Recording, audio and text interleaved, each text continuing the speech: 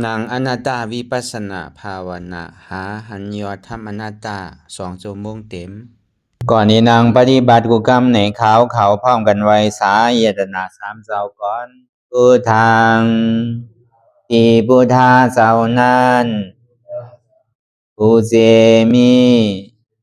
เฮาคาไว้คาออกสาธุธรรมัง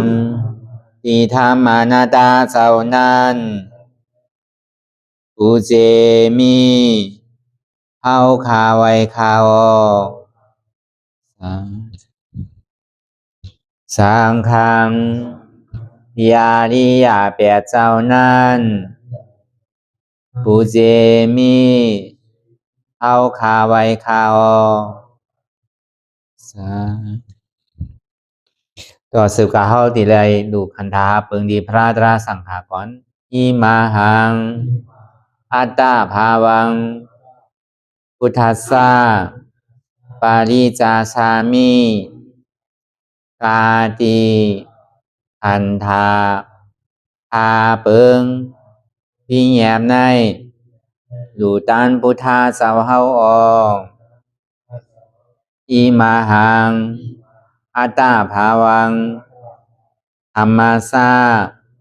ปาริจาชามิกาติอันธาพาเปิงพี่แยมในดูตันธรรมะเจ้าเฮาออกอิมาหังอัตตาภาวังสังคัสสะปาริจาชามิกาติอันธาพาเปิงพี่แยมในดูตันอาริยสังขารเจ้าเฮาออกต่อสิกว่าเฮาก็อ่อนกันเนาะผู้หลวงที่ปุญญาก็ปันโตอริยเจ้ากุเจ้าก่อนอริยเจ้ากุเจ้าค่ะในยามเมื่อไหร่ก็ดีอันข้าวอ่ำหูเสเลตั้งกามลงสามเปิงไหลวนพิษไหลลาพิษไหลเหตุพินมาเจอนานแค่นดอปดปล่อยวางความบันขาวเขาอย่าให้เป็นอันตรายลงอันเหตุตามาโผนิปานันสกันติคโน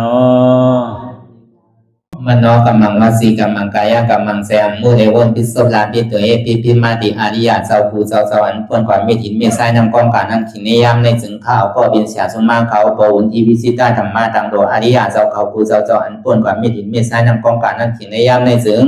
สังวาเจ้าเขาภูเจ้าภูบายอกิเขาภูก็ภูโกนแสมมุเรวนพิศลาปิตัวเอปิพิมาติตนตัวสาวตั้งหลังนั่นในสังพยามโยนั่นในสังในก็ภูสังเป็นอันตรายเหตุมรรคผลนิพพานเจ้าไหวใส่ให้ทัศนานสีภาวตระปันยาได้เป็นอันตรายให้จำมาผลนิพพานตอนนี้กว่าวันตามเมื่อตาเฮจงกันอาหันทุกข้าทุกข้าเป็นอนัตตาเยาเดียวอนัตตาตาเปอัตตาที่วิจิกิสาเกลียสานั่นเลยมดสิ่งเก่งหายกว่าในภาวะสัตว์ในอังแผงมันคือเลยห้าไหวผลยันห้าขามปุยนิพพานก็เย็นขันภัยสกรรมหลวยตาเนาะสาธุรายการนังอนัตตาวิปัสสนาภาวนาหันยอดธรรมอนัตตาในนี้อดังสุดในก็เฮานังคากายพุทธขากว่าถ้าต่างขาซ้ายก็อะไรอันนั้นขาซ้ายถ้าต่างขากว่าก็ได้มือสองคอนต่างตั้งปยไว้ตัวซื่ออีวิเคียงไหนมีหย่อนย่านนะปยในเฮารับหูเนอเปินุยานปิญญารับตาเนอเปิดญาณปิญญาอยากตัวดีมันน้อยยานธาตุใจเดียนเฮานั่นอันไหลเสียนั่นในที่มันพุทธบอกเกิดขึ้นเปลี่ยนมานั่นคือเอาหมอวางเปลี่ยนนั้นต่างๆเลย อ่อนตั้งเอาไปหันเจ็บไปหันทุกข้าไปปองใส่เงินหน้าตาเดินเกาะด้วยดีลมเคยใส่เขาอ่อนตั้งเคยใส่เขายาวๆเคยใส่ออกยาวๆเคยใส่เขาลึกๆเคยใส่ออกลึกๆเขาเกิดออกตายเขาเปลี่ยนออกลูกปองเกิดเวียบตายไหนแต่ว่าเขาตัวเราออกหลายๆนี่เขามีหยานตั้งหันซื่อใจหยานตั้งวนซื่อใจหันเฉพาะที่มันนำอู้เปิงได้เอาตั้งแต่ที่โอต่อไปดีแน่มีอันใดพอไหนในดีว่าเป็นเฮามีเฮาตีว่าเฮาเปิงพองงำซี่สั่งไรไงเอาตั้งแต่เฮาความมาต่อถึงมือเดียวป้วนปีป้วนเหลินป้วนวันมาใครเท่าเนี่ยก็เท่ามาใครเป็นเนี่ยก็เป็นมาใครตายเนี่ยก็ดีได้ตายใครผ่านยานเนี่ยก็ดีได้ผ่านยานก็นั่นเนี่ยอันนี้มันเขาเป็นทุกข้าเสียจากลองตั้งเกิดตั้งเท่าตั้งเป็นตั้งตายอันเท่าไรมายุคหนังคันฐานเนี่ยเป็นทุกข้า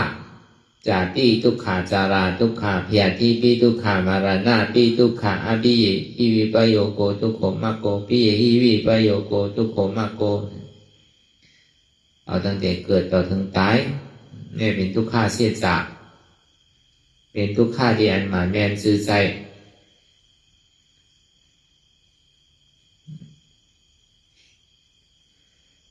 ต่อถึงขันธาหาเปิงอันทุกข้าเลยเปิงที่สุดนั่นอันเท่าไรไม่ยุบนามขันธาเนี่ยมีอันแตกมันหอดเป็นตัวทุกข้าเป็นอาโจทุกข้าหอดทุกข้าเสียจากจังหวะเข้ามานั่งรับตาภาวนาหนึ่งสุดาไม่แย่ยัน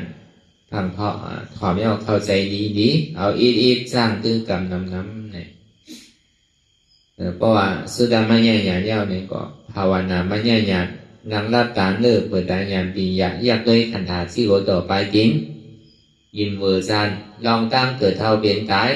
ลองมาพยายามเนี่ยเป็นอย่างเช่นๆนั่นก็อันนั้นลองตั้งเกิดตั้งเท่าตั้งเปลี่ยนตั้งตายอันถ้าวันนั่งรับตาอันเท่าใดทอมได้ยินอยู่นั่นก็เป็นญาณก็ห้อมได้ทอมได้ยินในก็ห้อมผู้ว่าดีให้ดูสิได้จ้างคือกรรมซื้อจังว่าจำตัวดูเนี่ยอันเท่านั่งรับตาเปิดใจญาณปีญาเนี่ยนั่งรับตาแล้วก็สอกหานั่งรับตาเปิดใจญาณปีญาสอบหาตัวเองขนาดที่โกต่อไปจิ้ม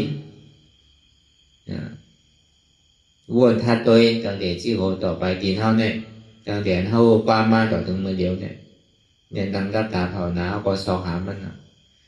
แต่พอหูลองเตะมันเดียวเนี่ยอันเท่าวางมาเมื่อเช้านั่นลองตั้งเกิดก็เป็นทุกข์เท่ามากก็เป็นทุกข์เจ็บไหมมากก็เป็นทุกข์ตายก็เป็นทุกข์ในผ่านยานอันที่เข้ามากเข้าเสริมผัดรีบก็ผัดตายก็เป็นทุกข์เลยอยู่สามีมอมโกนเดียนเข้ามั่งเสริมก็เป็นทุกข์บอกว่าขันธาได้เป็นกองทุกข์เพราะว่าขันธาได้มันตายกว่าเสียงคำว่าเรียกว่าหนุ่มมาเมียวก็มีอยู่นามขันธาจะว่าเป็นทุกข์พอเขาหาทุกข์หันทุกข์อิ่มทุกข์ใครโทษว่าทุกข์เนี่ยใครหาเส้นตั้งออกตาดีป้นมันเนี่ยมันก็ดีมีลองตั้งคัดใจเลยนะคือแต่ป้อดีได้ป้นนั่นป้อมผู้ลองทุกข์ละละเขาก็มโก้เพราะห้อมโก้ก็ห้อมใครป้นห้อมป้นก็ห้อมดีหาตั้งตาดีป้นมันจังหวะพอหันทุกข์หูทุกข์ครับทุกข์เนี่ยก็เท่าที่หาเส้นตั้งตาดีป้นให้ถือแลดีป้นมันไรที่ได้ให้ถือตาดีป้นมันไรนั่นเนี่ยที่ได้เอาวิปัสสนาญาณตาดีป้นทุกข์อะไรนั่นเพื่อการตาดีป้นทุกข์อะไรนั่นอันเขาหัวลองตั้งเกิดเท่าเวียนตาเนี่ยเป็นทุกข์เสียจากมันเป็นผลอาจูมันเนี่ยเหตุทางเอาจ้องมันในลูกที่ไหลมาเนี่ยลูกที่ตัณหารอพาตัวสามโมหะนั่นลูกตีอวิชชาลองตั้งหันคิดลูกตีลองตั้งวนคิดหันคิดวนคิดอ่อนหูกว่า ลูกดีตัวสมุทัยเสสะอันหันพี่วนพี่ตัณหาความอยากอะไรใครเป็นมีมือย่อมือสุดมือเติบความอยากอะไรใครเป็นมืออันปนมาที่ยามอยากยามไรเอาตัณหานั้นสร้างใครถึงกองการตาดิอะไรตั้งนานของในห้องตัณหาอติกาลาปนมาเลยสังตัณหาอนาคาตั้งนาเลยสังตัณหาในปัจจุบันพองยามเดี๋ยวนั้นเลยสังตั้งตัณหาตั้งอติกาลาปนมาก็ดีอนาคาตั้งนาก็ดีปัจจุบันพองยามเดี๋ยวนี้ก็ดีปล่อยภาวังจุนไรเสียงก็บอกว่าเงาลึกมาเด่ๆมันมีดิตัณหาเนี่ยมีดีความอยากอะไรใครเป็นใครมีก็กาหูหลูเงาปึงมันเด่ก็มันเป็นอาตาเด็กขี้นั่นโป้โหโปมันเด่ก็เป็นตัณหาความอยากอะไรใครเป็นลูกเตี๋ยลองตั้งอันหันพี่ได้วนพี่ได้เปลี่ยนมาเนี่ยนั่นคือแหละที่ให้เธอตัณหาในโต๊ะพุทธขาดกว่าอะไรเนี่ยจังว่าลองตัณหานั่นเนี่ยมันยิงปืนเดือเสียสังเลยจนได้ออกมาละเนี่ยยิงปืนเดือเสียน้ำเทมาเทดีเนี่ยเขาไปห่อเสียห่อเป็นปอกพื้นสามออกตรงไหนก็นั่งเทมาเทดีนี่เป็นนั่งซุ้มลงของผลข้ามปิ่นพิสาระในเมืองหลาจักรเหตุหางหลีหางเล่าหางงามหนาวะตาหางหลีเนี่ยมีไผ่แตกไผ่ขึ้นว่ะก็เบิ่งหมาหน้าตาหางหลีนั่นแหละพระเป็นเจ้าซ้ำใกล้ฮอตราหลอนเสียนี่มันมีอันที่หางหลีเป็นตุ้มขี้เสียงอ่ะตั้งแต่ชื่อต่อไปเป็นเนี่ยเป็นกองอสุภะพอเขาวนทัดตัวเด้เนี่ยก็เปิดพระเป็นเจ้าเนี่ยเยื่องสู้ก็อะไรเนี่ยเป็นหลักข้าสดีเนี่ยก็พระเป็นเจ้าเนี่ยที่เอาลองอสุภะลองอันตัวเราลองคีได้ไหมเขามาวนทัดสามด้วยก็ซ้ำเป็นนั้นอ่ะเหมือนเขาเห็นว่าเป็นต่างเชื่อต่างก็เกิดตอนนั้นเขาเป็นวนเจ้าเมฆาวเนี่ยเขายังใกล้ๆในขุดโหเจดวันเนี่ยมันก็ชิพาวันเนี่ยเขาใกล้ขุดเฉยๆมันยังมีขีอยู่นะโหวันถ้าอยู่บีสุกอยู่บีอาบน้ำด้วยหมอก3 วัน7 วันเป็นขีเต็มหมดอ่ะคนตรงโคไว้เขาก็อยู่บีสร้างด้วยหมอก3 วัน7 วันอยู่ไรพระเป็นเจ้าวาซ้ำเป็นรองเต้ลูกพระเป็นเจ้าในใกล้เสไกเนี่ยใกล้ว่าลองว่าในตัวเนี่ยมันเป็นดีดูดีด้วยมันเป็นกองอสุภะมันเป็นกองตู่กองเนาตอนหลังพระเป็นเจ้ายังขี้มันเจ้าขึ้นน่ะอันนี้อันที่ขี้ชื่อละอันเมาหางพระเป็นเจ้าเนี่ยห้องมักกะลี่นั่นคนชายเนี่ยเมาพระเป็นเจ้าใครไว้ใครสาวพระเป็นเจ้ากว่าต้องไหนเนี่ยก็กว่าจอมมันเปลี่ยนใจเนี่ยโอ้ใจนะพวกของมันเอาจุนมั่วเสียงอะไรเข้ามาในศาสนา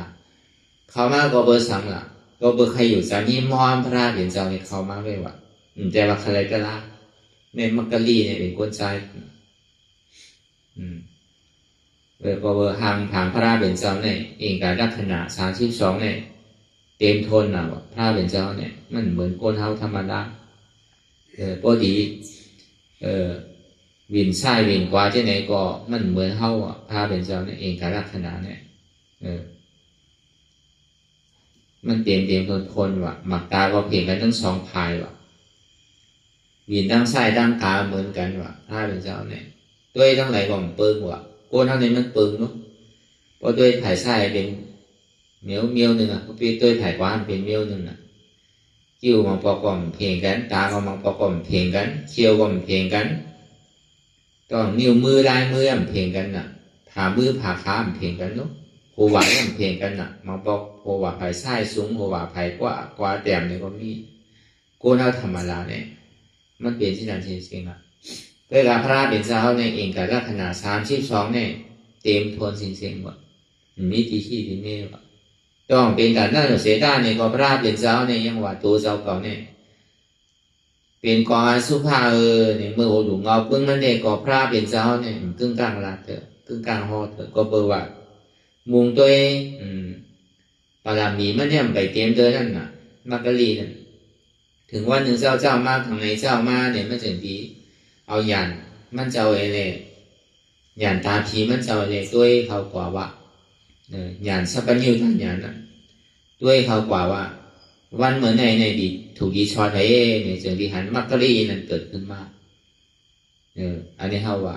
มันผ่านยากเลยเพราะว่าการเวลาจ้อมเนี่ยมันใช่ว่าพระเป็นเจ้าเนี่ยลองอันใดถูกดีลาดเนี่ยก็มันเจ้าลาดเพราะมันดีเป็นอาโจเนี่ยลาดอยู่เปิดทำอ่ำเจิกซ้ำเป็นรองเต้เพื่อการมันซ้ำเป็นทำเต้ในพระเป็นเช้าในสองดีห้อว่ะด้วยสิ่งด้วยข้าวเนี่ยก็บางปอกนั่นกำเนี่ยลาดกว่าเพื่อการมันเป็นอาโจ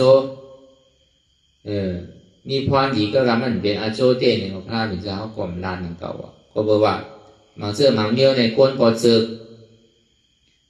อาโจก็ซ้ำเป็นพรดีก็ซ้ำน้ำซ้ำเป็นรองเต้ในพระเป็นเช้าในห้อว่ะบางก็ได้เปิดเจอเวลามันมีพรดีน้ำช่างเป็นรองเต้ในพระเป็นเจ้าก็ด้วยห่อหนังเก่าบางเมียวนั่นพรดีกวนช่างเจอพรดีก่อนน้ำหมูเวลามันเป็นตรามันเป็นอาโจเนี่ยพระเป็นเจ้าความห่อว่ะอาเปียก่อนน้ำมันมีอาโจสังเนี่ยมันดีถอมเซต้าเนี่ยก็พระเป็นเจ้าก่อมห่อว่ะเพราะมันเป็นรองตาลาเตะมันเป็นตาออกโปนมนดอดเตะในพระเป็นเจ้าห่อมห่ออันห่อเนี่ยมังเมียวก็ตีได้เช่นนี่ในห่อกว่าก็มีมังพระเป็นเจ้าน่ะมันก็มีหลายเจอหลายรองรู้เมื่อผ่านพระเป็นเจ้าน่ะตีอันใดว่าห้างกว่าในมักกะลีในวันนั้นนั่นก็พระเป็นเจ้าหลามันพอถึงมานั่งมาอยู่จำมันงอแงเลยด้วยพระเป็นเจ้าทั้งว่าพระเป็นเจ้าว่ามักกะลีเมื่อมาด้วยหางเดียวอันของตู่ของเราเนี่ยมันดีดูดีด้วยดีไรเป็นกองขี้มดแล้วเนี่ยมันดีดูดีด้วยดีไรเมื่อกลุ่มว่าไม่ยากด้วยก่อนเนี่ยมันดีมีความดีสังวรต่างเมื่อเนี่ยเป็นก้นเป็นร้ายเนี่ยว่าว่าทำโมฆะโมฆะปุโกะเป็นก้นแปดลายว่ะเขาว่าในศาสนาการสังคมเฮ็ดกลุ่มกระจ้องคนเก่าเลยด้วยเก่าที่ในที่เป็นความดีสังละเมื่อดีอยู่มีอาโจหังละที่ไหนเนี่ยพระเวชเจ้าหลามันพามันแห้งๆว่ะ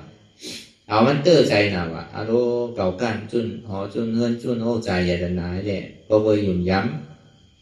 ำพระเป็นเจ้าหักพระเป็นเจ้าใครอยู่จำมีพระเป็นเจ้าสมาลานกรรมที่ไหนเนี่ยอารมณ์ต่างๆเขามาในศาสนาชีอิตเนี่ยเอามันใจอย่างเดียวดีกับแฮมตัวตายนั่นอันนี้เขาก็ได้ยินอยู่นะคืนกว่าที่ร้อยที่จัดกุดนั่นเมื่อมันดีเวียนตกลอยตายนั่นพระเป็นเจ้าเขาถึงที่หูเนี่ยข้าวยามมันเนี่ยลองศรัทธามันเนี่ยมันมีเอาน่ะ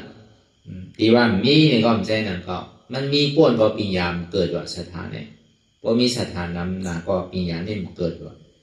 พอเบอร์มักกะลีในศรัทธามันแห้งป้วนน่ะเลยมีปิญญานั่นน่ะก็เบอร์นั้นในศรัทธามันตัวก่อนน่ะก็ไหนเพราะศรัทธามันตัวก่อนในปิญญาในสติหมอมีอยู่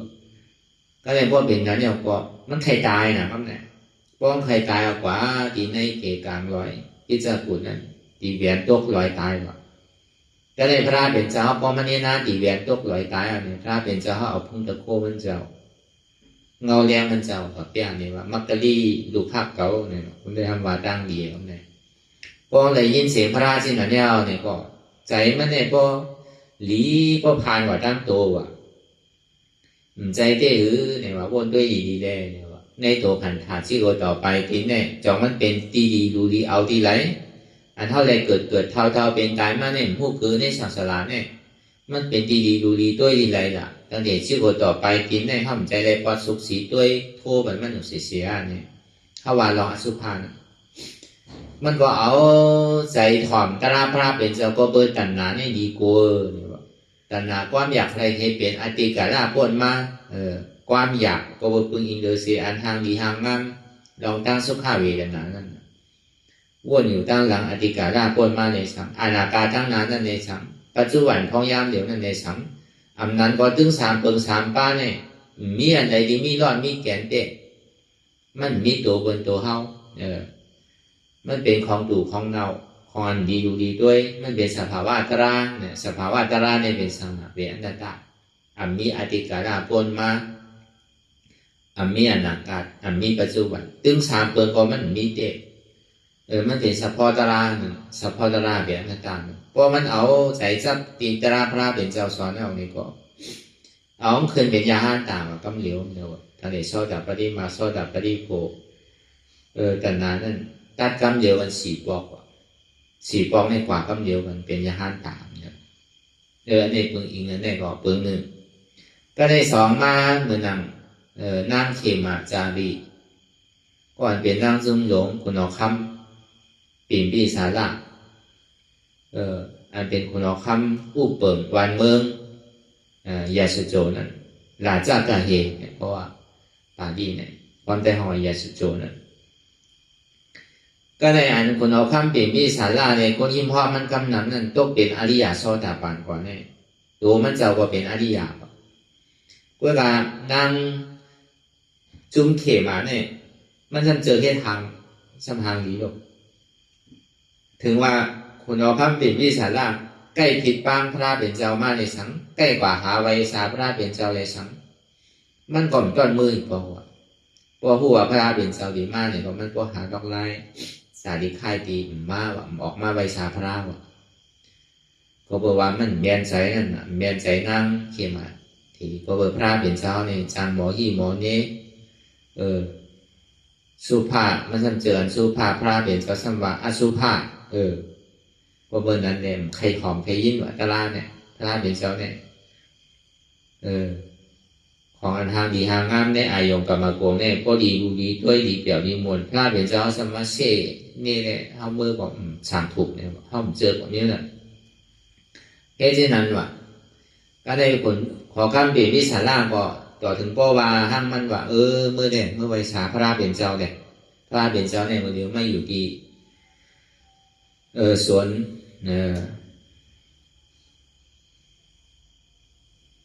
ส่วนวีรุวนเนี่ยเปิดห้องว่าป่าไม่สร้างคำนั่นน่ะ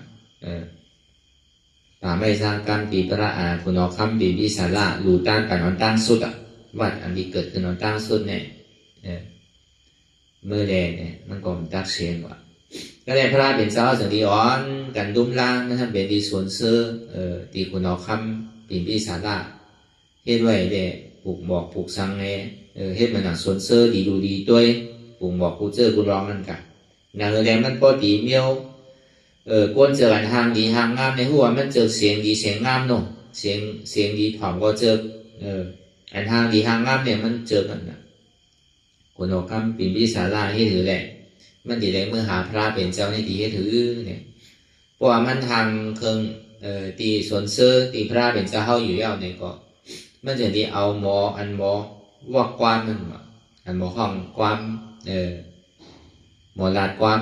ห้องเพียงห้องความน่ะ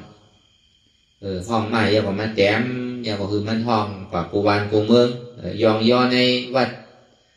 วิรุวนตีสวนเสื้อคุณออกข้ามปีพิสาราโยกหลุดเป็นพระเป็นเจ้านั้นมันดีดูดีด้วยทางดีต้นไม้อันนั้นนั่นแหละเป็นหมอว่าหรอกว่าจังไหนกว่าวันไหนเมืองไหนยาวกว่ากูตีกูตั้งเนี่ยก่อนหน้าใกล้ได้ยินพอได้ยินก็มันดีถ่อมแล้วรู้ดีแต่อันดีดูดีด้วยเนี่ยมันมีในเมืองเราเคยรู้เนี่ยว่ากูว่าสัมเป็นวัดพอดีเมื่อสัมยาเมื่อพระเป็นเจ้าอยู่พอที่ไหนได้ดีให้เหลือได้สัมใครหันว่ะสัมใครหันว่ะพอเป็นนั้นพอเยื่นอะไรมันเนี่ยพอเยื่นแล้วมันจะดีเอานั่งซุ่มมันในหาปากว่าอ้อนกันเข้ากว่ากะเลยกูว่าด้วยข้าวยามมันแบบพระเป็นเจ้าเนี่ยอยู่ข้าวยามไหนอยู่ข้าวยามไหนเนี่ยพระเป็นเจ้าเนี่ยก็กลางในเจ้ามาเลยพระเป็นเจ้าเขาตีออกตุ้มซ้อมพอข้าวยามนั่นแต่ก็กว่าได้พระเป็นเจ้าติ่มอยู่พันมันกอกลูกเจ้าอะไรห้องเอาน้ำจุ่มมันเนี่ยเข้ากว่าตีจ้องดีรุ่น ที่สวนซื้อนั่นเขากว่าพระเป็นเจ้าว่าซ้ำตื่นเจ้ามาซ้ำเอามันจะห้ามบนเตวันในวันเหมือนไงตีได้ชอดไผ่นี่วะตีได้ชอดไผ่ตีได้ตัวไผ่ซ้ำหันนางเขมานั่นพูดบอกเกิดขึ้นเป็นมานั่งเขมาเทนี้เนี่ยเพราะว่าพูดบอกเกิดขึ้นเป็นมาเนี่ยพระเป็นเจ้าว่าวันนั้นเนี่ยออกไปตุ้งซ้อมวะคือเจ้ายาหันเขามือเลยวะมันจะวันนั้นไปเลยวันวันเดียนโอ้โหพระเป็นเจ้าเมื่อเนี่ยอันเจ้าเป็นไปดูพระเป็นเจ้านั่นเขาเป็นก็อ่อนกันมาดีจ้องมันนะเพราะอ่อนดีมาดีจ้องมันดูพระเป็นเจ้าดีจ้องมันเนี่ยเพราะว่าดูเย้าเนี่ยเพราะพระเป็นเจ้าเขาดีเลยอนุโมทนาอย่างของฮอตรานั่นก็เลยเพราะเป็นอันเย้าเนี่ยอันนั่งซุ่มก็เขาวันให้สวนเสื้อเย้าเนี่ยก็พระเป็นเจ้าห้ามอยู่ว่าเนี่ยก็เลยเพราะเขาเมื่อความจังถอยบอกขึ้นเนี่ยก็เลยนั่งเขมาเทนีเข้าวันในว่างซ้อมรู้กำเนิดพระเป็นเจ้าตึกฮอตล่าดีปอกอ้อมสามทุบนั่งจูนั่งก็ซ้ำพระคุณออกคำบิ่งที่ฉันล่าห้ามวาห้ามเขาไว้ว่าพอสูงมือในป้อมได้โทษพระเลยดีปอกสูดีได้อยู่ต่อถึงข้าวย้ำในพอสูปอกมาในกรณีตันตามว่าห้ามเขาไว้ที่นั่นเขาผมพัดถอยนะก็เป็นคุณออกคำวาไว้นั่นอันนี้เตี้ยเตียงกันตากให้หันตั้งดีเนี่ยก็ว่าคนเอาข้ามปิ่นวิสาราเนี่ยมันเป็นซอดาปันเนาะก็มันเป็นซอดาปันนั่งจุ่มก็กลุ่มการเฮ็ดทางดีทางข้ามอยู่ในตลาดกล่อมถอมพระลากล่อมไหวก็ให้เป็นก้นดีหยุ่มย้ำเพื่อดีอยากจะนาซ้ำเจ้ามันช่ำเฮ็ดจ้องเก่าในก็ดีเฮ็ดคือเนี่ยมันบอกเครื่องกองการนั่นแหละก็ในพอเป็นสิทธิ์ยาวเนี่ยก็มันก่อมจังนี่คือพอดีกว่าจำพระราเป็นเจ้าเนี่ยครับแค่ฮัดมืออยู่ไกลๆเลยอยู่ก็เบอร์พระเป็นเจ้าเนี่ยมีพุงตะโคเนี่ยมันโดดใส่แม่ใส่ไม้มันเท่าใส่มือเดียวใครอยู่ที่ไรก็เย้าในสัจวาลาตั้งบนตั้งเสียงนั่นพระเป็นเจ้าเขาบอกใครอยู่ในสัจวาเลยถอมยินเนี่ยอยู่ถึงเมืองผีเมืองสางเขาเลยยินอ่ะตราพาเป็นเจ้าเนี่ยอำเจ้าว่าโหลอยู่ปืนตีมันใหญ่กว่าก็คือก็โหลดใส่แม่ใส่ไม้ว่ะเสียงมันเจ้าเนี่ยเหมือนเขาเลยอยู่จำมันเจ้าเพราะมันเจ้าพ่อตราเนี่ยแล้วก็เบอร์เป็นเจ้าบารมีเป็นพุทธาหรอกก็เบอร์นั้นแหละมันเจ้าก็ตึกพ่อตราอยู่ก็ในเฉิงดีพระเป็นเจ้าในเฉิงดีผ่านสั่งคือนั่งผีก่อนหางลีหางเล่าน่ะว่านั่งผีนั่นมาอยู่หิมพระเป็นเจ้าก็เอาบีผันบีกว่าบีมาดุมลาพระเป็นเจ้านั่นน่ะคือไพฮันว่ะเดือเสพระเป็นเจ้าเลยนั่งเขมาได้ว่าเดือเสนั่นอันกว่าถอมตะล่านั่งจุ้มลุงนอกมันทาปากในสังอันโกนตามหนำในสังนั่นมีไพฮันนี่ก็มีนั่งเขมาได้ว่าอันนั้นบีกว่าบีมาบีกว่าบีมานั่งเขมาเนี่ยตกใจว่ะฮัลโหลเนี่ยว่ะมันก็อยู่มาในโลกาเนี่ยทางยีมันเนี่ยมีแพ้วนะก็เบอร์มันมีรองตั้งย้อนสู้ไว้นั่นเก่าอ่ะนั่งเขมาเนี่ยมันมีรองตั้งย้อนสู้ก็เบอร์ว่าได้สร้างโฮมปรมีจอมพระเป็นเจ้านั่นเก่าพระเป็นเจ้าก็ยกยองเป็นเอธากตะปีกขวาภายยาหันถาคุณยิงในไว้เป็นปีกขวานะอันพอตาลากัดแขนในบนเนี่ยนั่งเขมาทีดีก็เบอร์เลยผมสร้างปรมีพระเป็นเจ้ามาหนังเก่ามันได้อยู่ในต้านไว้ดูพระเป็นเจ้าเลยมีรองตั้งสุต้องมุงมองไว้เนี่ยเกิดมาพระอาจารย์เนี่ยทางดีทางเล่าหรือเปิดตัวก็เหมือนค้ำเอาถ้าทางดีเนี่ยแล้วก็เบอร์ทางดีก้นตีเลยหมาหน้าก็ใหญ่นั่นน่ะต่อทางดีเลยเปิดในรอบก้าเนี่ยมีไปขึ้นเขาเนี่ยน่ะก็เนี่ยพวกหันพระเป็นเจ้าผ่านสั่งเฮ็ดนั่งขี่อะไรอยู่จำยิ่งพ่อเนี่ยบีลูกลาพระเป็นเจ้าเอาวันตกใจไปแล้วก็เนี่ยหมาหน้าตกเลยพอตกใจก็เขาคือทางว่าในรอบก้าเนี่ยมีเขาไว้นะทางดีเลยเปิดเนี่ยก้อยกะอารู้พระเป็นเจ้าเนี่ยแม่ตันได้เนาะตอนหนังหน้าทางดีก็แต่ในเนี่ยมาลุมลาพระเป็นเจ้าเนี่ยเขาเลยมันเนี่ยมันกึ่งบัญชีตัวไหนพอวนเขาตัวเนี่ยมันว่าเนี่ยพอเดี๋ยวเอาตาหางดีว่าเนี่ยมันเนี่ยเย็นเป็นดิ้งไปแล้วว่ะตาหางดีมันเนี่ยหางดีสิอีเราว่ะนั่งผีเนี่ยมันก็เป็นนั่งผีหางดีเลยมันเอาหนักพอมาแตกนึงมันเนี่ยพอเหมือนหนังเหมือนดิ้งแล้วว่ะตัวมันน่ะขึ้นนั่งผีมันสิอีเราว่ะ ก็ได้อยู่ยาวในอันนั่งผีนั่นอยู่ไกวเท่าอ่ะพระเป็นเช้าเฮ็ดกันน่ะอยู่ไกวเหี่ยวไกวเท่านางเหี่ยวไกวยาวก็ร่มกว่าตายกว่าพอตายเขาก็กีปองมาเหมือนหนังก้นตายหือเอาก็มันกีไว้นั่นน่ะพอยาวนอนว่าใส่กินเพราะว่าใส่กินเอาเนี่ยก็ต่อถึงพอหันดุมีดีหางเดาหางตัวก็คือเอามันเกิดสังเวก้าว่ะจังหวะเท่าว่าพยาอย่างนั้นวันนั้นหันลองทั้งเพเกิดเท่าเป็นตายเป็นทุกข์อันนี้ก็เป็นอย่างอันนึงตีนั่งเขียนมาเลยหันกว่าหันลองตั้งอสุภะก็เปิดมันยามให้สุภาเสียให้ทางดีทางงามเสียน่ะสมหันอสุภาเอาตกใจรู้ทางดีทางงามก็แต่ในก็ยังตีเท่ารู้เก่าก็สั้นตีกับเรื่องในเก่าก็ตีเท่านั่นเก่าผู้ว่าก็เท่าไม่เอาเนี่ยมันดีดูดีด้วยรู้เนี่ยว่าเท่าก็สั้นตีได้ตายด้วยในเก่าตายมากกว่าเปิงกันเหมือนนั่งนั่งให้รู้เนี่ยว่าเดือดเสียนั่นมาเนี่ยก็เดือดเสียดุเป็นอสุภะดีโกนอ่ะเก่าก็ดิ่มป้นลองตั้งเท่าตั้งเปลี่ยนตั้งตายด้วยในเนี่ยว่าพวกเกิดสังเวชกาตลามันตื้อวัวอยู่เช่นนั้นในพระเป็นเจ้าผู้กลางใจมันนี่แหละเหมือนอย่างพระเป็นเจ้าพอนี่มันกำเดียวว่ามันดีกะโกนเท่าเนี่ยก็เบอร์ว่ามีดองตั้งอยู่คิดไว้เนี่ยว่าอันมันกึ้มสมามันกึ้มเนี่ยว่าอันเป็นทุกข้าสมาเป็นสุขข้าว่ะอันเป็นอนัตตาสมาเป็นอัตตาอันเป็นอสุภาสมิมยาว่าเป็นสุภาก็เบอร์หลวงโตเริ่มเคียงอยู่จะเลยจะละย่างเบอร์นั้นเนี่ยโกนเท่าเนี่ยมันเหมือนอย่างโดมตัวเจ้าเก่านั่นถ้าเป็นเช่าว่าซื่อมันดีป่วนเลยล่ะลองตั้งเท่าตั้งเปลี่ยนตั้งตายนั่นมีภัยตัดดีรอดเลยห่างดีห่างงามตื่นก่อนมันเป็นลองตั้งอันนี้จ่าเชียงย้อนเบอร์นั้นเด็กเมื่อเจนี่ห้องมันเป็นทุกขาเนี่ยตามพระเป็นเจ้าเอาลองอสุภะของตึงอันมันเจอก็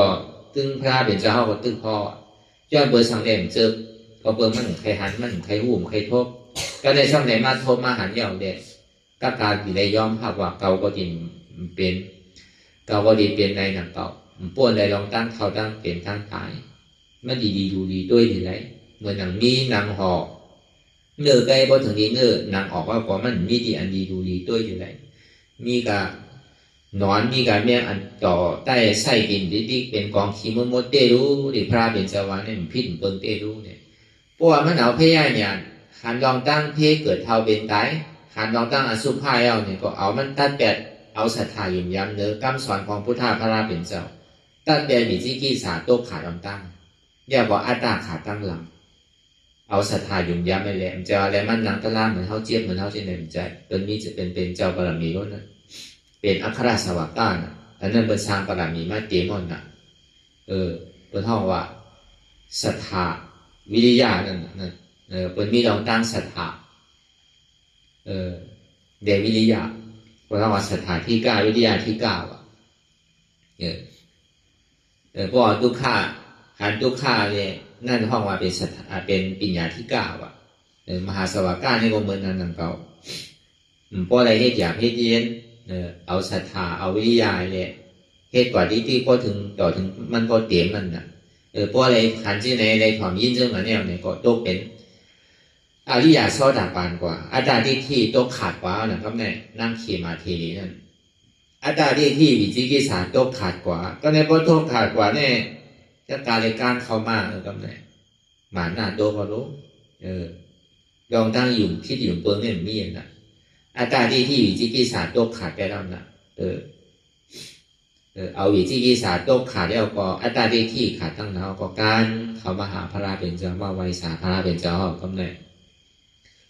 พอไวสาพระเป็นเจ้าเนี่ยพระเป็นเจ้าสำขึ้นสืบข้อก่อนทางข้อขึ้นอันตันนาอันทวามาเมืองเจ้านั่นน่ะก็เบอร์หังหลักคือวิเนี่ยสัจวัตทั้งหมดออกป้วนม้วนอะไรว่าเป็นผีสางสัตว์ก้นนั่นก็เบอร์ว่ามีตันนาอ่อนหัวเนี่ยความอยากใครเป็นมีเมื่อย่อเมื่อสุดเมื่อเติบตีเรียกว่าเยื่องานถึงนั่งเขียนมาเพราะว่าพระเป็นเจ้าพ่อกับการเลยตันนาความอยากใครเป็นเบอร์อันป้วนมาในสังเตียนยามใดยามเปลี่ยนไว้นั้นคุกใจอะไรอยู่เสียอันเท่ายามใดยามเปลี่ยนนั้น นั่นน่ะเปิดห้องตัณหาอันเท่ายามใดยามทบยามย่ายามเป็นมาเอามาวนเทงมันเป็นเหมือนอย่างนั้นนั่นก็อันน่ะการตั้งนั้นนั่นวนถ้าสาวตาดีเป็นทางความไม่อยากใครใครเป็นที่อันยามใดอยากยามใดเป็นมายามนั้นนั่นก็ปัจจุบันเพราะยามเดี๋ยวเนี่ยที่คาดใจให้ถึงมันใดลองตั้งความอยากใครใครเป็นนั่นก็อดีตการวนมาในสังอนาคตในสัง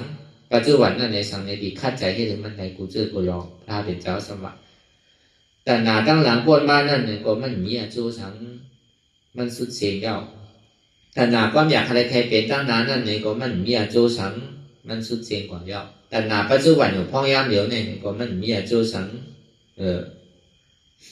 มันสุดเสียงกว่าเย้าอัมบาลองแต่หนาตั้งหลังเลยสังปัจจุบันเลยสังตั้งนาเลยสังสามเปิดสามป้าเนี่ยก็มันสุดเสียงกว่าเย้าตัดแต่เด็กความอยากใครใครเป็นกูเจอกูลองอัมบาลองอติการาปนมาจองมันว่าเข้ามาให้การตลาดพอเขาผ่องแสงแรงแสงเนี่ยพออย่างเท่าซ้ำนี้เหมือนนั่งเคมาเทดีในเรื่องเขาเป็นอ่อนกันเป็นอริยาอ่อนกันเป็นยาหันตาโมดเอากล้วยกะอย่างเท่ามันถึงขั้นนั้นตลาดมีเขาแดงเฮ็ดอะไรมากขั้นนั้นเขาดีกับเยี่ยมเปิ้นได้หนังเก่าอันนี้เขาวางกับการด้วยตลาดมีเป็นเฮ็ดมาเยาว์เลยเรื่องการเลยเปลี่ยนกว่านั่นนะมันจะว่าสามารถเก๋ๆหรอเพราะเป็นอัครสาวกาในหนึ่งอสังไขยไปแสนกำพานในสี่ปุณในหนึ่งปุณของพระราเป็นเช้ารู้เปิ้นสร้างมาเต็มแล้วน่ะหลวงมาถอมายี่เนี่ยก็หลวงไรเล่นตะล่าเนี่ยเขาดีกับเยี่ยมเปิ้นไรกล้วยกะอันเขาเย่อยู่ในรู้จองมั่นใจว่ามั่นใจอันนี้เขาว่ากับการด้วยลองอำใจว่าทางพระเป็นเจ้าเนี่ยอำใจว่าก้นยิงcáiอันด้วยหางดีก่อนก้นใจเนี่ยยังด้วยหางดีเท่าว่านั่นนะก็ในก็นำจุ่มหลงของโคนเอาข้ามปีวิสารานั่นพวกพระเป็นเจ้าพ่อกว่าซึ่งนั้นเมื่อเข้าไม่อยู่พ่อยามอยู่นั่นเท่ากับวนลองตั้งหลังก้นมาเนี่ยมันเป็นตัณหา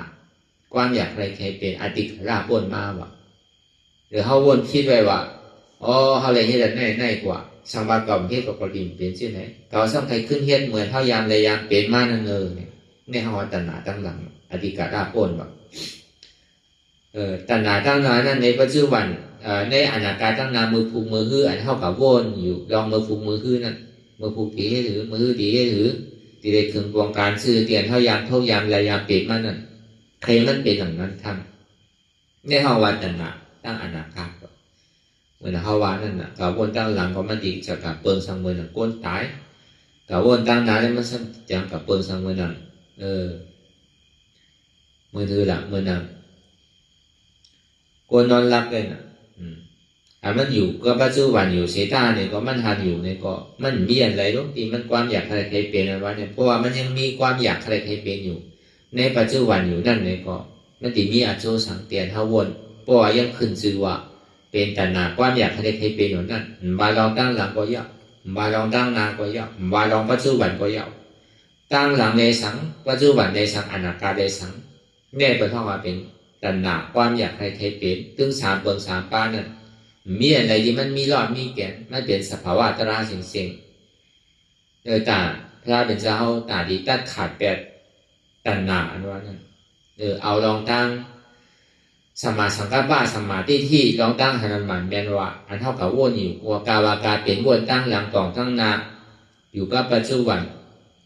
ปอยาวก็วนสังใจเดียมันเป็นอยู่เสื่อมนั้นเลย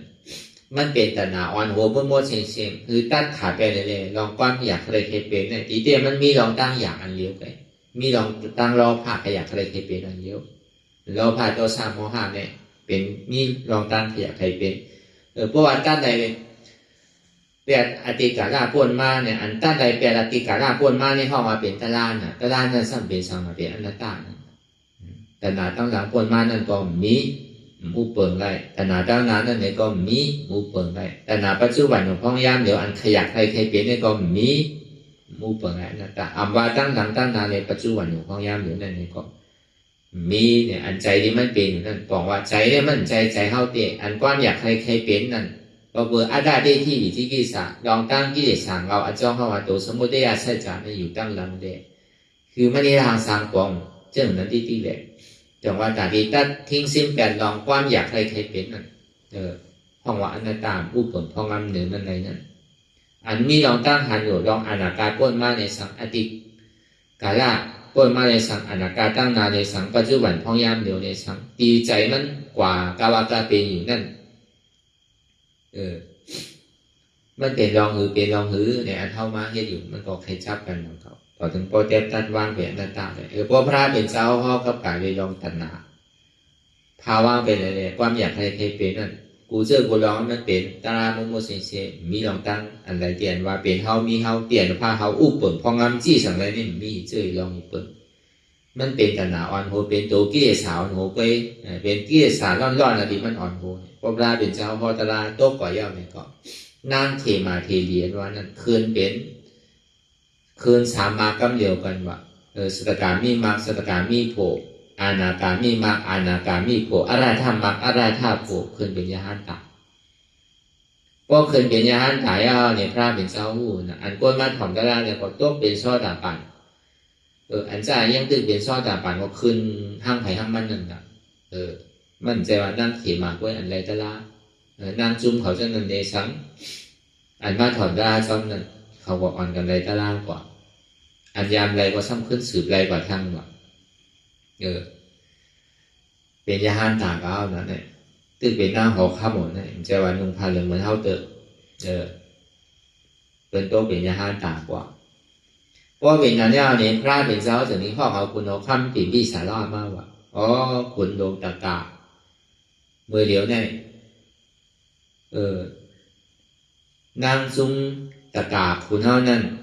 ดีมันอยู่ในศาสนาห้านั่นก็ดีถึงเอานี่ปานห้าเนี่ยก็บอกว่าพุ่งตะโคยาหันตาว่านั่น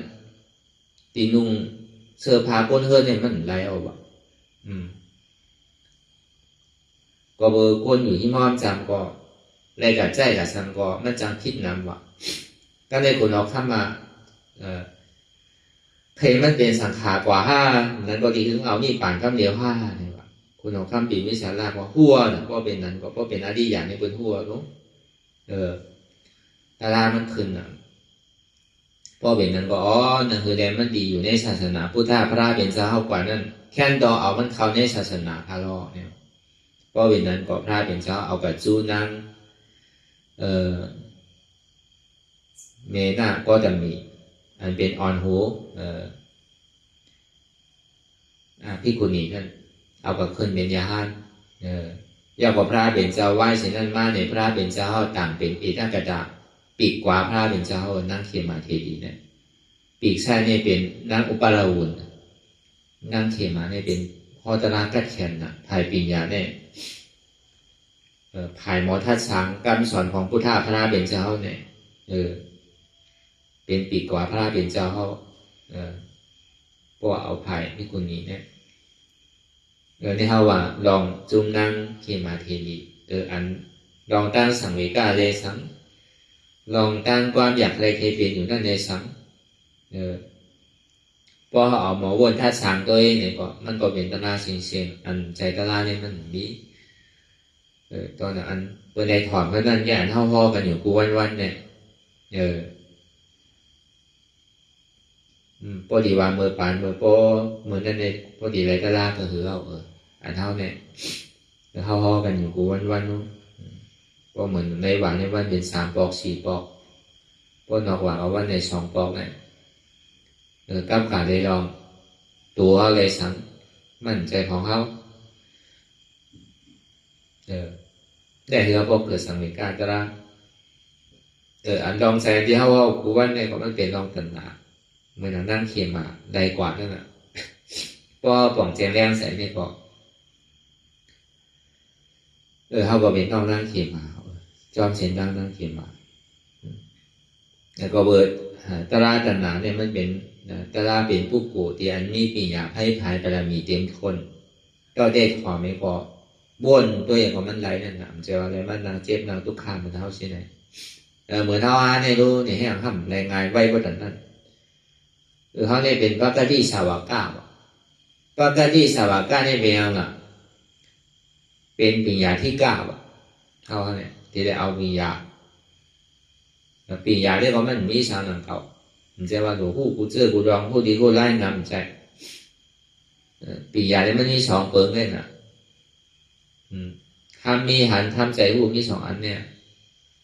หันทุกข้าผู้ทุกข้าเป็นอนัตตามีสองเปิงเนี่ยหันว่าใจโหเกาขาวอันเท่าพื้นกวนเนี่ยอันได้เฮ็ดปียาตีได้ทุกข้าวอ่ะตีได้หันเจียมหันทุกข้าวว่ามันหันเจียมหันทุกข้าวมันหันตะล่างอันนั้นเป็นเจ้าบารมีลูกเขาดีกับเยื่อเป็นเต็มไรนั่นก็เขากาปั่นพ่อยามเดียวเนี่ยเขาเป็นปกติเนี่ยตีได้ออกให้ทุกข้าอันเดียวอ่ะเดี๋ยวเสียทุกข้าเนี่ยติ่มมีอะไรทั้งนั้นแต่ตีออกนะตีได้ปึงอินเดี๋ยวเสียทุกข้าปึงอินเสียเจ็บตีได้ฮัดมันจะออกป่วนได้พวกกูจะบอกอะไรเดี๋ยวก็วันนั้นอันนี้มันได้ผ่านยาเนี่ยเขาบอกกับการในราศาสนาศักดิ์ศรีมันไว้อย่างว่าเพราะมันมีศักดิ์ศรีลาลีล่ามลาดด้านวางเนี่ยก็กูมันจังที่จังเปิงกว่ากูเราเมื่อเดียวทำใจยิ่งนั้นตีได้มีศักดิ์ศรีเอาตีไหนมาออกตีไหนมาให้ซ้ำพอไว้พวกกูเนี่ยเป็นเห็นดีเห็นลายเนี่ยเขาเคยวาถึงต่างนั่นเลยออกในหัวไหลถ้าในลูกตีไหลมาเป็นนาสังเป็นสุตตาหน้าเป็นวินัยเป็นอภิธรรมาฮะเป็นคออะไรนี่กันเป็นเห็นมาเขาได้บอกได้เห็นมาแต่นั้นเขาบอกว่าเอาเปิงดีอันมันง่ายๆเนี่ยที่เป็นสวากาพระเป็นเจ้าเขาตีพระเป็นเจ้าเขาปั่นไผ่พ่อตีไหลปองตีไหลเนี่ยมันมีศาสนาศักดิ์ศรีไว้ในปัจในดีก็มันมีไว้อันนี้ก็อันทำมาเหตุการณ์เนี่ยก็มันกับการไปลองเป็นวิปัสสนาลองตั้งนี่พระเป็นเจ้าห่อกันนั่นก็เป็นวิปัสสนาก็เบอร์วิปัสสนานี่มันเกิดอ่อนตั้งอภิธรรมานี่มันเกิดอ่อนตั้งจังว่าปัญญาศีลสมาธิปัญญาเนี่ยมันเป็นอภิธรรมาปัญญาเนี่ยสมาธิที่สมาสังกัปปะนี่มันเป็นปัญญาก็ว่าเป็นตัวศาสนาก็ว่าเป็นตัวพระเป็นเจ้าเนี่ยก็ว่าเป็นตัวอริยะเขาเนี่ยก็ว่าก็เบอร์ศีลในสมาธิเนี่ยก็มันคือจอมปัญญาเนี่ยศีลสมาธิในต่างเครื่องต่างศาสนาก็เป็นมีเวลาพอมันมาคือจอมปัญญาเอาปัญญาอ่อนโหในซึ่งเป็นจะที่ห้องว่าศีลสมาธิของศาสนาพุทธเขาก็เบอร์นั้นอันเขามาจ้างคือกันตะลาเนี่ยเอาอย่างปัญญานำนาลูกอย่างปีอย่างน้ำนาเนี่ยลองตั้งหันหมันแมนว้ยหมันแมนนั่นน่ะหันช่างละเอาตั้งแต่ชีวิตต่อไปทีเนี่ยมีอะไรพอหน้าที่ว่าเป็นเฮามีเฮานั่นป้นปีป้นเดือนป้นวันมาต่อถึงมือเดียวใครผู้วันก่อนแจงเลี้ยงใส่ว่ามันใจตัวเฮามันเป็นอนัตตาเนี่ยใส่ที่มันพ่วงผิวป้นตั้งหลังป่องตั้งนาการบ่อยก็ป้นสังการบ่อยก็พ่วงผิวกาวาการเปลี่ยนเนี่ยก็เบอร์ช้างก็เบอร์ใส่เนี่ยก็ใจของเฮาหนังเก่ามันเป็นอนัตตาก็เลยมังเผามังปองเนี่ยก็เปลี่ยวมนเสื้อสามังเผามังปองขี่ใจมองใจใจหมีมังเผาก็เปลี่ยวก็ว่าเปลี่ยวก็ว่าในห้องว่าทุกข้าเวทนาสุขข้าเวทนาเวทาเวทนาในเวทนาเนี่ยก็เป็นทุกข้าถ้ามีหันว่าในตัวในใจในเวทนาเนี่ยมันเป็นทุกข้าเนี่ยเดี๋ยวสิทุกข้าเนี่ยมีอะไรมีทางแย้งอะไรทำใจผู้ที่มันเป็นอยู่เดียวเมื่อเดียวเนี่ยผู้เปิงไรอันนั้นตาอย่าไปใครเป็นใครมีอย่าไปถังนั่นถังในซื่อ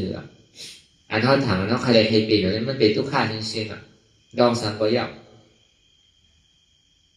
ตีได้ผู้ว่ามันเป็นทุกข้าเปิงเดียวกันตั้งหันอันที่มันหันอยู่นั่นหรือเสียทุกข้าเนี่ยมีอะไรมันยาวเลยนั่นป้อมเป็นนั้นเนี่ยมันถังนั้นถังนั้นถังแย่นั้นถังแย่นั้นเป็นนั่นดีอ่ะเป็นมิ้วแน่ดีอ่ะเฮ็ดอันแน่ดีอ่ะเฮ็ดอันนาดีอ่ะหรือจ้างมิ้วแน่ดีหรือเฮ็ดมิ้วแน่ดีอ่ะเนี่ยอันเท่าวัวอันเท่าเฮ็ดอยู่อันเท่าคึงบองการอยู่เช่นนั้นเนี่ยมันเป็นทุกข้าจริงๆนะการเงินส่วนมากก็เป็นทุกข้าเนี่ยเดี๋ยวสิทุกข้าเนี่ยมีอะไรมันมาเยาดีว่าทำมีหันทุกข้าสมาธิที่อยู่นั้นทำใจผู้ว่าทุกข้าเนี่ยที่มันเกิดขึ้นมาเนี่ยอำอุปเปิงไรอนัตตาพอปองแจงแรงใจสองตัวเนี่ยเขามันก็เยา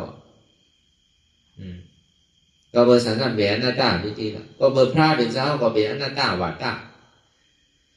ทำคำสอนพระเป็นเจ้านั่นเนี่ยก็เป็นอนัตตาสเปธรรมะอนัตตาเนี่ยนะที่ว่าชื่อทำทำดังเสียงนั้นอภิธรรมะ42,000เหงในสุดันตะ21,000เหงมีนัยยะ21,000เหงทำ84,000เหงเนี่ยเป็นอนัตตานะที่จังกะเฮ็ดเลยทำอะไรที่มันเป็นอนัตตาเนี่ยเขาขึ้นมาสอบด้วยรู้สิริพระเป็นเจ้าพ่อไว้ว่าเป็นอนัตตาอริยานั่นนู้นก็เปิดทางในเป็นอริยาก็เปิดหันอนัตตาในส่วนที่อะไรเป็นอริยาอนัตตาเป็นธรรมนะมันไม่要你那个จังหวะมันหมายเมียนซื่อใจเดี๋ยวเบื้องตั้งเสียงไหนเนี่ยหันอยู่ผู้อยู่ยอมหับวางเป็นอนัตตาทำมีหันเจ็บผู้เจ็บหับเจ็บทำใจผู้อ่ะมันเป็นอนัตตาเจ็บเนี่ยทำมีหันทุกข์าผู้ทุกข์าหับทุกข์าทำใจผู้อ่ะทุกข์าเนี่ยเป็นอนัตตาทำมีหันเจ็บแกนโต้งตอดเน็ตซานสั่นไหวคมไต่ไม่กัดอ่อนแข็งสู้ตุ่มจับยางถึงอย่าเป็นดูทำใจผู้อันเจ็บแกนโต้งตอดเน็ตซานสั่นไหวคมไต่ไม่กัดอ่อนแข็งสู้ตุ่มจับยางถึงอย่าเป็นดูเนี่ยเป็นอนัตตาทำมีหันว่าอ่ำใจหัวเก่าอ่ำใจขาเก่าอ่ำใจมือเก่าอ่ำใจตัวเก่าอ่ำใจเจ็บเก่าอ่ำใจพิษเปิดมันเป็นพิษเก่าบ่อยเนี่ยทำใจผู้ว่ามันเป็นอนัตตากันนั่นไงนะอันทันเนี่ยอันผู้นั้นพอเห็นที่ไหนเอาเนี่ยก็ทำกระดานมันไหลรองซ้อมหลกลอกะอาธรรมมากอันมันใจเป็นกระดานเนี่ยมันไหลรองซ้อมนำกว่าจนลอกะนี่ดีด้วยกับกระดานเนี่ยมันติสารขั้นลอกะจังว่าพอเขาเข้าใจเขาใครโตใครญาติเนี่ยเขาดีอยากเขาดีอยู่อยากเขาดีฮับอยากแต่พอใครโตใครญาติเนี่ยพอมันจับเงินจับสายมันเนี่ยมันก็กำกับมันก็ปอกมันอยู่อยากสมัครอันนี้มันปอกอันนี้มันขามนั่นก็เพื่อเขาไปเข้าใจเขายังตึกไหลรองจอมน้ำนี้มันเปลี่ยนว่าเขาบอกแจ้งแรงใส่ตีพระเป็นเจ้าสอนเนี่ยสอนสารคัดเปิ้ลเนาะมันใจจอมเปิ้ลเมี่ยวเปิ้ลเกิดสัมพันธ์เกิดน่ะเมี่ยวเปิ้ลเท่าสัมพันธ์เท่าน่ะเมี่ยวเปิ้ลเจ็บเปิ้ลไม่สัมพันธ์ติ่มเจ็บไม่น่ะเมี่ยวเปิ้ลตายหาเดียนตายน่ะมันใจคัดเปิ้ลเนื้อตารางเนี่ยในเราการเชื่อจะว่าตั้งโมตั้งศีลหัวเกิดแล้วเท่าหัวเท่าเป็นหัวเป็นแล้วตายเนาะมีไผ่ร้อนอะไรน่ะพระเป็นเจ้าท่านมีลองตั้งหันสื่อละพอมีเกิดอันเกิดพอมีเท่าอันเท่ามีพอมีเจ็บไม่ใครหนาวอันเจ็บไม่ใครหนาวมีพอมีตายอันตายทั้งมีนั่นน่ะแต่จังว่าหามาในข้าวตัง6 ปีย่อม2 เดือนไหลมายาวเนี่ยก็อันไหลมาเนี่ยเป็นสังละเป็นอนัตตากูเสื้อกูร้องเนี่ยเป็นอนัตตาเนี่ยมันเหมือนหนังเขาต่อที่เกิดเหมือนหนังอัตตาเนี่ยมันทำเอาเขาเก็บไว้ที่เกิดเขามีสาวเก็บเอาหอมสู้นำขึ้นใหญ่ขึ้นเป็นนั้นอัตตาเนี่ยมีเมื่อเย้าเมื่อสุดเมื่ออิ่มเมื่อเติบมีน้ำมีเอาใครเป็นใครมีเมื่ออิ่มเมื่อเติบอนัตตาสมเอาออกอีกทีมันมีสังอีเสื่อหรอกกว่าอะไรก็ถึงพอเราเลี้ยวมีลองตั้งใจที่ใจจับใจแป้นสังไม่ห่ออนัตตาพึ่งตาเดียวออกท่อพอเขามีลองสังเอามีลองตั้งใจที่ใจจับใจแป้นเก็บชิมหอมสังไว้อย่างนี้มันกว่าอะไรก็มันไม่ใจกว่าเราเลี้ยวพอมันมีเนี่ยไม่ใจขึ้นไม่ใจนั่นไม่ใจนั่นไม่ใจพวกของโอ้ใจเยตนะอิ่มพวกเหตุบอกไม่ใจลูกใจร้านไม่ใจกูเชื่อกูลองเดียมันอยู่ที่มอบฉันนั่นก็วันนั้นเนี่ยได้ก็เอาอย่าไปยาววนดีวนยาวข้าวยามหึงอย่าไปว่าไพ่อย่าไปว่าเทิงอันเท่าหันอันเท่าวนอันเท่าหันนั่นหึงเก่งเก่งกันวนต่อถึงเจียนมันปอสุดวนต่อถึงทุกข้าปอสุดตัดต่อถึงอัตตาปอตกพูดขาดกว่าอะไรที่มันพูดปอกเกิดขึ้นเป็นมานั่นคือเขาหมอว่าเป็นอนัตตาไหน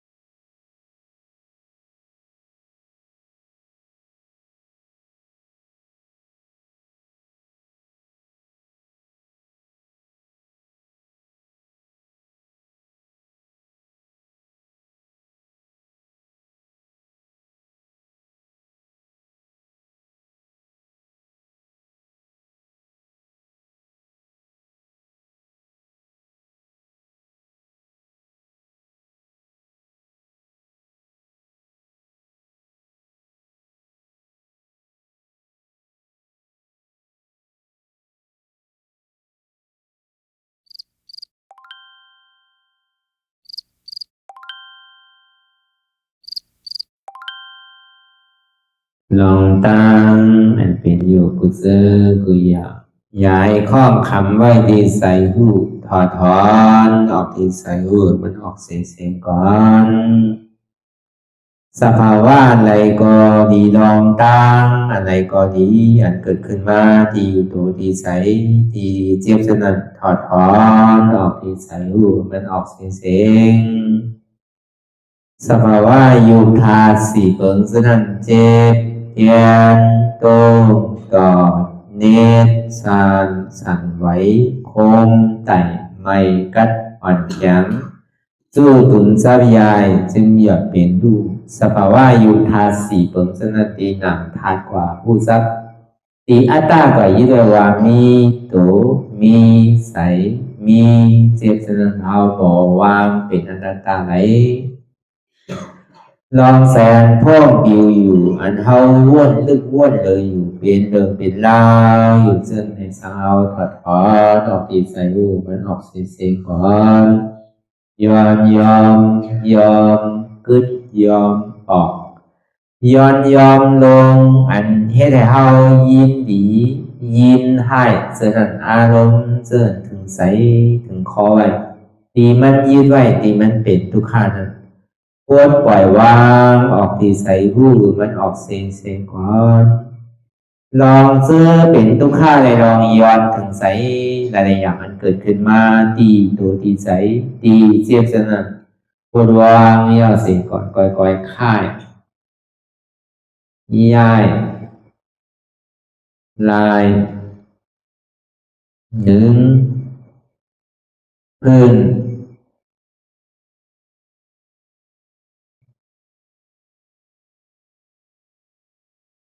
พยายามไหนก่อยเปิดตาลืมตาลอยได้เป็นการปฏิบัติธรรมโคตรอายธรรมอันเกิดขึ้นที่โตที่ใสที่เจ็บอันนั้นโคนหาเหตุหาเงาพระจองทุกขันนั้นต่อสิ่งการในเฮาที่ได้ส่งเมตตาถึงวิเนยสัตวะทั้งหมดทั้งสิ้นก่อนอิดาเมปุญญังอาสวะคายังนิบานังวาหอตุมาปุญญาภากังสเปสัตตาสมาลาพันตุอีตังเมปุญญังอันเฮาคาไลมาตือกรรมปฏิบัติวิปัสสนาภาวนาหาหันยอดธรรมอนัตตาในอาสวะคายังเปียนันถาสัพตัดเปนาสวะสีเปิงเสียวแลนิพพานังตีนิพพานันขอดูให้ถึงเสกัมติคามาปุญญาภากังพรดีอันคามานาวิปัสสนาภาวนาทรงยืนปันสเปสัตตานังเอวปอเมสลาญาติกาดึงเคเจอเคได้ก็แลจากว่าสัตวาทั้งสิ่งดังดวงนั้นสมาลาพันตุอะไรพรดีนำกันตั้งเฮาคา ตังสิงสกัมติคาโนสาธุสาธุสาธุ ต่อสิกว่าเขาอ่อนกันนับหัวหลวงที่คุณยาก็ปันโตอริยเพียเจ้ากูเจ้าก่อนอริยเจ้ากูเจ้าค่ะในยามเมื่อไหร่ก็ดีอันข้าวอ่ำหูเสเลตั้งกามลงสามเปิงไหลวนพิษไหลลาดพิษไหลเหตุพิษมาเจอนานแค้นดอกปดไหววางความบันขาวเขาอย่าให้เป็นอันตรายลงอันเหตุตามาโผนิปานันสกัมติคาโนมโนกัมมังวสีกัมมังกายกัมมังแสมมุเรวนพิศลาปิตัวเอพิมาติอาริยะเจ้าภูเจ้าสวรรค์พ้นความเมตินเมสายนำกองการนั้นขินนิยามในจึงข้าวก็บินเสียสมาเขาปวุนทีวิสิตาธรรมะตังโดอาริยะเจ้าเขาภูเจ้าสวรรค์พ้นความเมตินเมสายนำกองการนั้นขินนิยามในจึงสังวาเจ้าเขาภูเจ้าภูบายอกิเขาภูก็ภูก้นแสมมุเรวนพิศลาปิตัวเอพิมาติตนตัวสาวตั้งหลังนั่นในสังพยามโยนั่นในสังในกอภูสังเป็นอันตรายเหตุมรรคผลนิพพานเจ้าไหวใส่ให้ทัศนานสีภาวตระปันยาได้เป็นอันตรายให้จำมาผลนิพพานตอนนี้กว่าวันตามเมื่อตาเฮจงกันอาหันทุกข้าทุกข้าเป็นอนัตตาเยาเดียวอนัตตาตาเปอัตตาติวิจิกิจสัพเพเรศานั่นเลยมดสิ่งเก่งหายกว่าในภาวะสัตว์ในอังแผงมันคือเลยห้าไหวผลยันห้าขามปุยนิพพานก็เย็นขันภัยสกัมรวยตาเนาะสาธุสาธุ